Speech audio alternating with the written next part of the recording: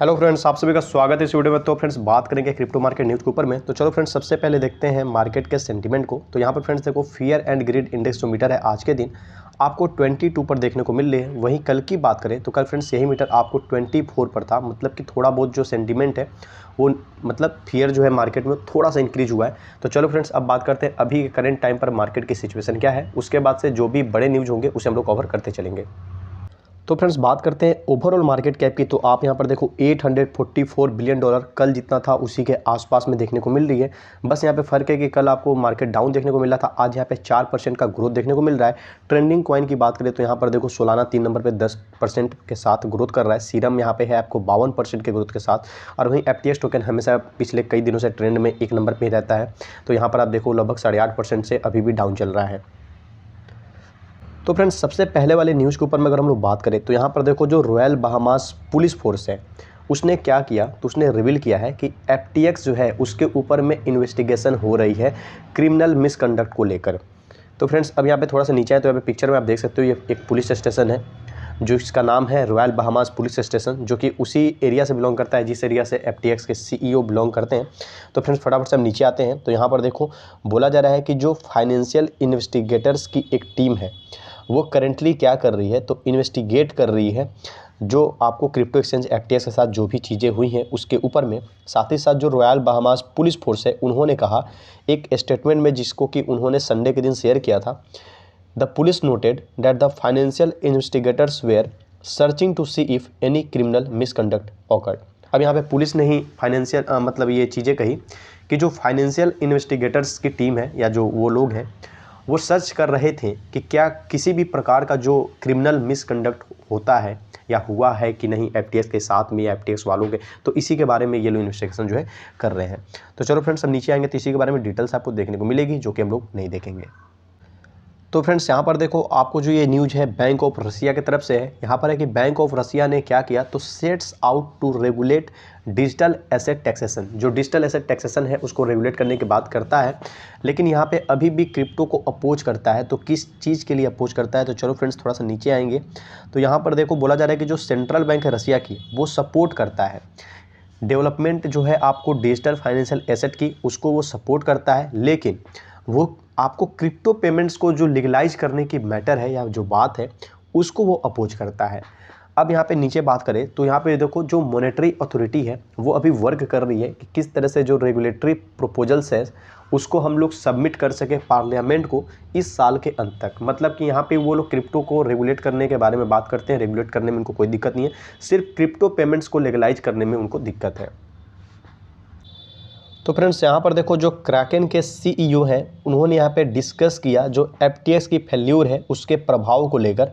उन्होंने कहा कि जो डैमेज क्रिप्टो इंडस्ट्री को हुई है वो काफ़ी बड़ी है, बहुत ज़्यादा बड़ी है, और इसको काफ़ी साल लग जाएंगे आपको एक तरह से रिकवर करने में। तो फ्रेंड्स अब थोड़ा सा नीचे आएंगे, यहाँ पे एक पिक्चर आप देख सकते हो, जैसे कि पूरा ये जो पिक्चर इसमें आप समझ सकते हो कि किस तरह से सारा चीज़ तहस नहस हो गया। तो इसी तरह से इन्होंने शेयर किया कि मतलब जो भी चीज़ें हैं काफ़ी ज़्यादा दिक्कत में आई हैं क्रिप्टो मार्केट को लेकर, लेकिन ये चीज़ें उभरेंगी, लेकिन उभरने में लंबा समय लगने वाला है क्योंकि बहुत काफ़ी मतलब ये बड़ी चीज़ हुई है क्रिप्टो के साथ में। अब यहाँ पे अगर नीचे हम लोग आएंगे तो फिर से वही सारी चीज़ें आपको देखने को मिलेंगी। अब यहाँ पर इन्होंने बोला after listing multiple red flags, इन्होंने जोड़ देते हुए कहा कि the damage here is huge, we are going to be working to undo this for years. इन्होंने कहा कि जो भी रेड फ्लैग्स कहने का मतलब कि बार बार क्रिप्टो में जो भी बड़े बड़े चीज़ें होते आए हैं, जैसे कि लास्ट टाइम में आपको याद होगा एक बार टेरा लूना हुआ और क्रैश, और यहाँ पे FTX का क्रैश हुआ है, दो ये बड़ी क्रैश है। ऐसे तो और भी बहुत सारी चीज़ क्रिप्टो मार्केट में आए दिन होती रहती हैं। तो इन्होंने बोला कि हम सभी क्या कर रहे हैं, तो काम कर रहे हैं, और इन सभी चीज़ों को भूलने में या इन सभी चीज़ों को एक तरह से भूलने नहीं, जख्म को भरने में, रिकवर होने में इसको सालों लगने वाले हैं। तो फ्रेंड्स यहाँ पर देखो जो आर्क इन्वेस्ट के CEO हैं उन्होंने यहाँ पे चेतावनी दी है कि जो फेड का एक्शन है, जो फेडरल रिजर्व की एक्शंस है वो क्या ला सकता है।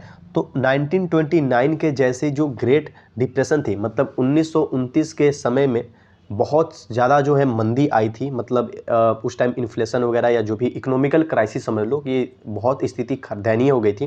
तो यहाँ पर इनका यही कहना है चेतावनी देकर कि जो अभी फेड कर रहा है उसके ये सारे एक्शन लेने के कारण से 1929 जैसा सिचुएशन फिर से आ सकता है, बन सकता है, जिस पर एलन मस्क ने अपनी सहमति दिखाई।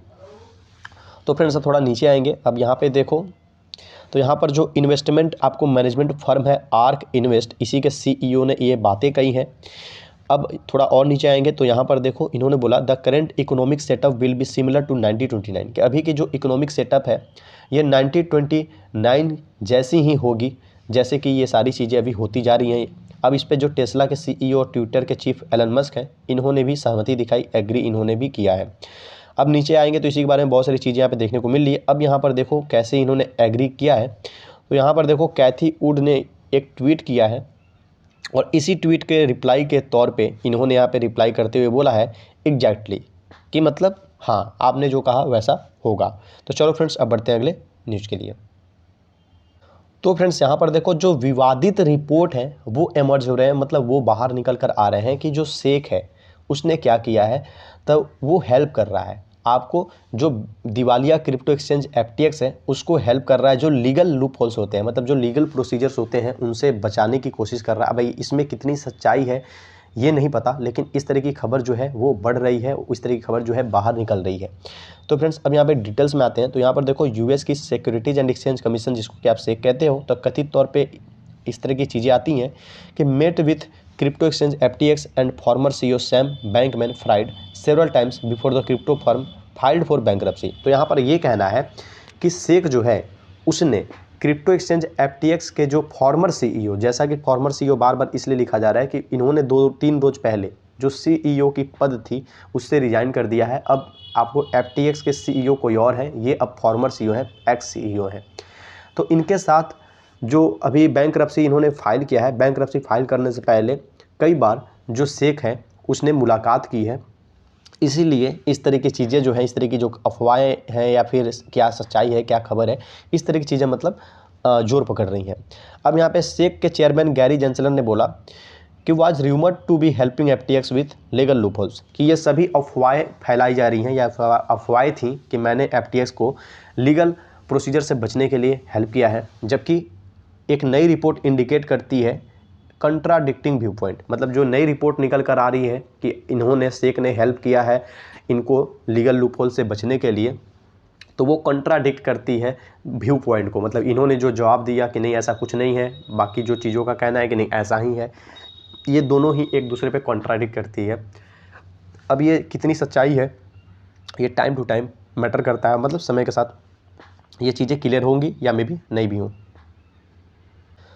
तो फ्रेंड्स यहाँ पर देखो जो बाइनेंस के CEO हैं उन्होंने FTX का जो ये आपको क्रैश हुआ है इसको इन्होंने कनेक्ट किया एक तरह से। इन्होंने बोला कि ये जो FTX का आपको क्रैश है ये आपको जो 2008 में फाइनेंशियल क्राइसिस आई थी उसी के समान है, मतलब उसको एक दूसरे से दोनों को कनेक्ट किया। और यहाँ पे इन्होंने चेतावनी दी है कास्केडिंग इफेक्ट्स। तो फ्रेंड्स यहाँ पर इसको अब ज़्यादा जोर नहीं देना है, कास्केडिंग इफेक्ट्स क्या होता है, बस आपको इतना समझना है कि अभी जो भी इसके प्रति न्यूज आ रहा है और बोला जा रहा है कि इसका इम्पैक्ट पड़ेगा, तो एक ही इम्पैक्ट पड़ सकता है, क्रिप्टो मार्केट को ये एक तरह से पीछे धकेल दिया है या फिर क्रिप्टो मार्केट को एक बहुत बड़ा लॉस करा है, बहुत बड़ा नुकसान करा है और जिसको रिकवरी करने में टाइम लगेगा। और इसका सबसे बड़ा रीज़न ये है कि अगर क्रिप्टो मार्केट पूरे अच्छे मूड में बुलरन में रहता, पूरे अच्छे बुलरन में रहता, तब जाके ये चीज़ हुई रहती, तो भी टाइम तो लगना ही था। लेकिन आपको पता है क्रिप्टो मार्केट पहले से ही बियर मार्केट में है, पहले से ही उसकी मतलब जो स्थिति है सही नहीं है।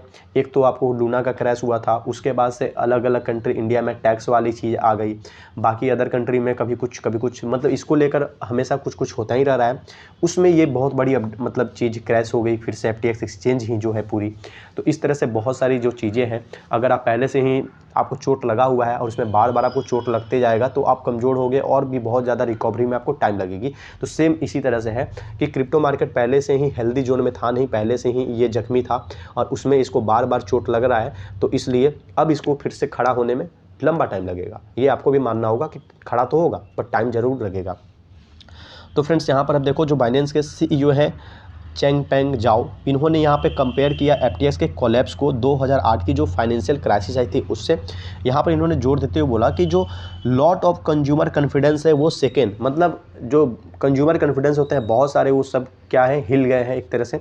और यहाँ पे इन्होंने बोला कि इस कारण से अब क्या होगा, मैं सोचता हूँ कि इसने आमतौर पर क्या किया है तो फिर से कुछ सालों के लिए पीछे धकेल दिया है, पीछे कर दिया है चीज़ों को। तो फ्रेंड्स अब नीचे आएंगे तो और भी बहुत सारी चीज़ें यहाँ पे डिटेल्स में देखने को मिलेगी, बट उतना टाइम नहीं होता है। तो चलो बढ़ते हैं अगले न्यूज़ के लिए। तो फ्रेंड्स यहाँ पर देखो, जो यूक्रेन की साइबर पुलिस है उसने एक्सपोज किया है कुछ मेंबर्स को जो कि क्या करते थे, तो क्रिप्टो फ्रॉड स्कीम पे काम करते थे और उन्होंने 200 यूरो मिलियन एक साल में बनाया है। तो चलो फ्रेंड्स फटाफट से नीचे आते हैं, इसको कवर करते हैं। तो यहाँ पर देखो एक रिपोर्ट जो कि बताती है कि जो यूक्रेनियन साइबर पुलिस है उसने कुछ ग्रुप्स के एक ग्रुप के कुछ सदस्यों को आइडेंटिफाई किया है जो क्या करते थे, तो लोगों के साथ फ्रॉड करते थे। और ये फ्रॉड उसी कंट्री में नहीं, वर्ल्ड के अलग अलग जगहों से होती थी through fake crypto investment offers. ये गलत तरह के क्रिप्टो इन्वेस्टमेंट के ऑफर्स का लालच देते थे या भी जिस तरह से भी लोगों को ट्रैप करते थे।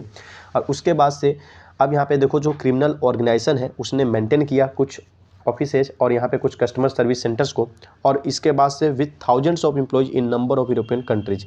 अब यहाँ पे जो क्रिमिनल ये ऑर्गेनाइजेशन, ये कुछ मेंबर्स जो कि एक ग्रुप के थे जो कि ये चलाते थे, तो इन्होंने किसी भी तरह से कुछ ऑफिस को मेंटेन किया था और बहुत सारे कस्टमर सर्विस सेंटर इन्होंने डेवलप किया था जहाँ पे थाउजेंड्स ऑफ एम्प्लॉय काम करते थे। और ये सभी कहाँ पे थे, तो यूरोपियन कंट्रीज़ में थे, जिनका कि अब जाकर पर्दाफाश हुआ है। और ये एक छोटा मोटा गेम नहीं, एक बहुत बड़ा गेम था। और इसके बाद से इन्होंने काफ़ी सारे पैसे जो है ठगी किए हैं, लगभग 200 यूरो मिलियन। तो अब इसका पता चला है जिस पे कि अब लीगल वर्क हो रहा है। तो फ्रेंड्स यहाँ पर देखो, जो फियाट2 क्रिप्टो कंपनी रैम्प है इसने रेज किया है $70 मिलियन, ताकि ये क्या कर सके, तो क्रिप्टो की जो प्रॉब्लम है उसको सॉल्व कर सके। तो चलो फ्रेंड्स फटाफट से नीचे आते हैं। तो यहाँ पर देखो, रैम्प जो कि एक फियाट2 क्रिप्टो कंपनी है, इसने अनाउंसमेंट किया कि इन्होंने $70 मिलियन फंड जो है वो रेज किया है। और ये किसका हिस्सा था, तो इनकी सीरीज बी फंडिंग जो राउंड थी उसी में इन्होंने इतना जो फंड है वो रेज कर पाया है। अब जो जो राउंड था वो किसके द्वारा लीड किया गया, तो यहाँ पे देख लो, आपको मुबादला कैपिटल है और यहाँ पे कोरिलिया कैपिटल है और यहाँ पे और भी कुछ नाम आपको देखने को मिल रहे हैं। ये चारों आपको यहाँ पे पार्टिसिपेशन किया था। अब ये जो कंपनी एक्सप्लेन करती है कि ये जो फंड्स है ये इनको अलाउ करेगा कि ये अपने ऐप को और ज़्यादा इम्प्रूव कर सकें और ज़्यादा टैलेंट को ये हायर कर सके, मतलब और एम्प्लॉय को टैलेंटेड। तो फ्रेंड्स यहाँ पर देखो, जो पेगा पूल है ये लॉन्च होने वाली है आपको 2023 में। और ये क्या करेगा, तो ये हेल्प करेगा कि आप अपनी जो कार्बन फुटप्रिंट है क्रिप्टो माइनिंग के दौरान उसको सेट कर सकें। जैसा कि एक पिक्चर में आपको ऐसे ही दिखाया गया है, इसी तरह से नहीं होगा, कुछ अलग तरह से होगा, बट एक एग्जाम्पल के तौर पर इन्होंने पिक्चर पर इस तरह से शो किया है। तो फ्रेंड यहाँ पर देखो, जो एक अपडेट है जो कि काफ़ी बड़ी अपडेट बोल सकते हो, क्योंकि अभी जिस तरह से मार्केट पूरी तरह से निगेटिविटी में अभी आ चुका है, क्योंकि FTX का जो कोलैप्स है, हर जगह सिर्फ हर जगह FTX से रिलेटेड न्यूज़ आपको 10 न्यूज़ में से 5-7 न्यूज़ वही देखने को मिलेंगे। तो फ्रेंड्स यहाँ पर देखो, शायद संत ही इसको पढ़ेंगे, संत किड्स एंड जो नेविस हैं इन्होंने एक्सप्लोर करने की बात की है। इन्होंने बोला, explore possibility of making bitcoin cash legal tender by मार्च 2023। मतलब इन्होंने कहा है कि हम जो संभवतः हो सकता है हम उसको एक्सप्लोर कर रहे हैं। जो बिटकॉइन को एक लीगल टेंडर जिस तरह से बनाया जाता है कैश के तौर पे, करेंसी के तौर पे, तो उस सारी पॉसिबिलिटी को हम एक्सप्लोर कर रहे हैं, हम उस पर देख रहे हैं। और ये चीज़ों को हम अंजाम कब तक देंगे, तो मार्च के 2023 तक हम इस चीज़ों को अंजाम दे सकते हैं।